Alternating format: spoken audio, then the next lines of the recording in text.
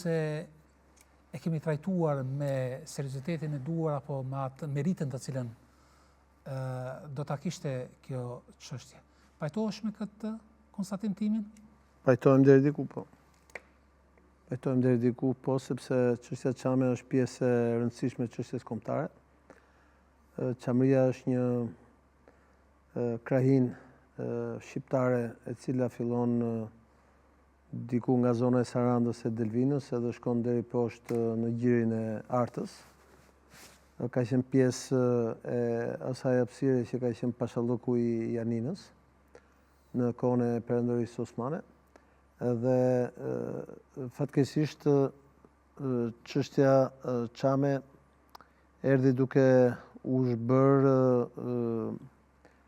dal nga dal pas themelimit të shtetit shqiptar e deri pastaj në përfundimin e luftës së dytë botërore. Më thënë, ka qenë gati një 40 vjeçar në cilin ultranacionalizmi grek e programoi dhe e realizoi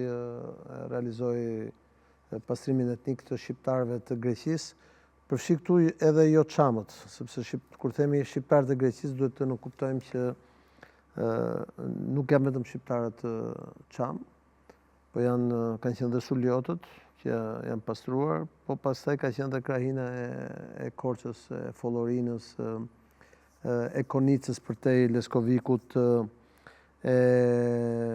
gjithë ajo krahinë, domethënë, u filluan të pastrohen dal nga dal, nga përfundimi i luftës parë botërore, në përfundimin e luftës dytë botërore, është realizuar një epokë gati 40 vjeçare e pastrimit etnik të shqiptarëve të atij rajoni.